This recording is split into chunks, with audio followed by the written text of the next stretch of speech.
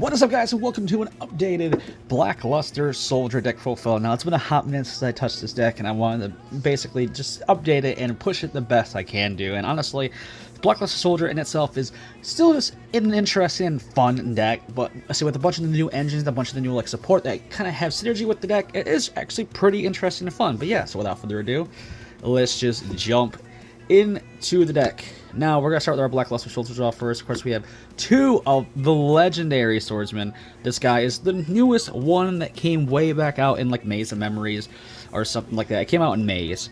So, honestly, it's probably the newest one. He is really good. So, and also, it just brings the whole synergy today.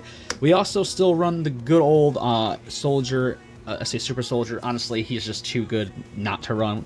So we don't run the vanilla, unfortunately, because the vanilla, honestly, it got phased out, especially when Legendary Swordsman came out. So, honestly, we want to rock those. Two more of the nostalgic ones. We have, of course, two of the Envoy at the beginning. This is our Chaos Boss Monster we can special out. Say nothing to say about him. He is just one of the OGs, the OG one. We do run, of course, Soldier Guy, the Fierce Knight. Not being able to be special summoned off the effects of our, I say, Legendary Swordsman. Being able to just special summon him out and then add a level 7 or higher warrior monster is insane to have to help. Basically, something gets popped, we can bring him out, and then we can search his back as well. Also, he's a level 8, so there's synergy with that. Now we have the babies, the tiny Blackluster Soldiers. We have two of the Evening Twilight and then two of the Beginning Night. These guys are really good, but honestly, running at 3 I don't think is really good, because when I tested it at 3, seeing so many of these cards in your hand just sucks, because I want to see either a Blackluster Soldier or a Ritual spell just to get the deck going. But opening a whole hand of these guys is actually pretty ass. Then our vanillas, we run one Blue Eyes White Dragon and one Dark Magician. Dark Magician's in here for a few reasons, but obviously, we do run Advanced Ritual Art, so we're going to send off the Blue Eyes. And of course, we do have the Illusion of Chaos, so we can send off the Dark Magician to get that stuff going as well. For the Blackluster Soldier engine, still, we have, of course, Gateway of Chaos. Insane card. It's just nuts. For our Ritual spells, now we have 2 Chaos Form, 3 of the Synthesis, and then 1 of the ARA. As I aforementioned, so these are so that's the Ritual lineup that I chose to go with, and then I also did run 2 of the trap cards, 1 Rebirth and 1 Beginning of Heaven and Earth. Honestly, being able to quick tag out into a different Blackluster Soldier is pretty good with Rebirth, and being Beginning of Heaven and Earth is just an interesting search card for the deck. But yeah, that's it for the Blackluster Soldier part of the deck. Now we're gonna move on to the other supporting engines. Alright, for our supporting engine, of course, like I mentioned before, we do have the one Illusion of Chaos. Now, Illusion of Chaos, if you don't want to run the Dark Magician, you don't have to run this aspect to the deck, but honestly, it's pretty good. honestly, I thought about maybe even running the other Ritual monster, but being able to just have this, see with a little Dark Magician package is pretty good, as you'll see why we have it. Another option that's not in the deck, that if you don't want to run the Dark Magician package, is the MF Orcitor Pain. This guy is just an insane floodgate, Ritual floodgate, so this guy, if you don't want to run this engine, I would definitely sub this in instead. But now on with it. We have, of course, the 3 Diviner of the Heralds. This is our committed normal summon. We want to summon this, helps with our Synchro engine. We also can send off Herald, say Arclight from our extra deck to get a Ritual spell or monster search. So honestly, just helps out facilitate 2 of our engines. The other engine is the Nemesis engine, because this engine is just insanely good for the deck. Honestly, being able to just Protoss them, lock them down, or if you want to go for the route where you don't search out Protoss with Flag, you can search out Nemesis, trigger off Nemesis effect, and then you can Colossus lock them. Or if you just hard drew the Protoss, you say go on the Flag, you can go to Corridor, have a Protoss and a Corridor out. It's kind of just broken. Of course, the best engine I think for the deck is the Beastal engine. So we have say 3 Lebellion, 1 Magnuma, 1 Druis Worm, 1 Soronir, and 1 Baldrake to round out our Beastials. Having level 6s, being able to sync up and use them for the bodies.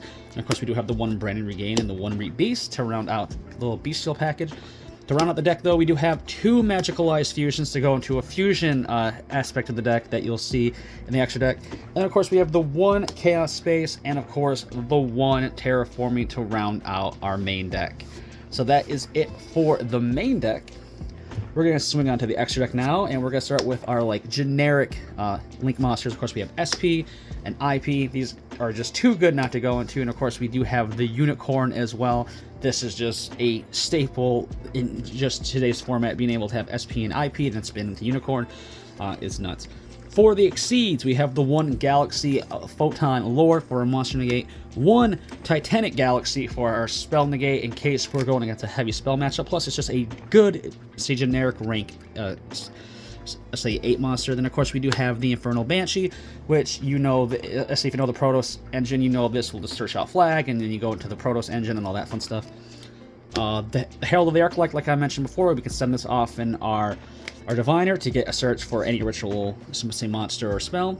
We have one Chaos Angel because we don't need a tuner to make it, so being able to go in this is just insanely good.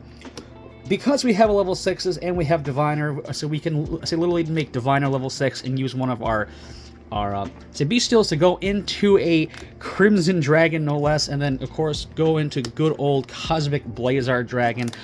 If you want to run the start of Sith, say Divine Dragon, you can say go ahead and use that as well. But this package, I was fooling around with it, and I really like it. Not gonna lie.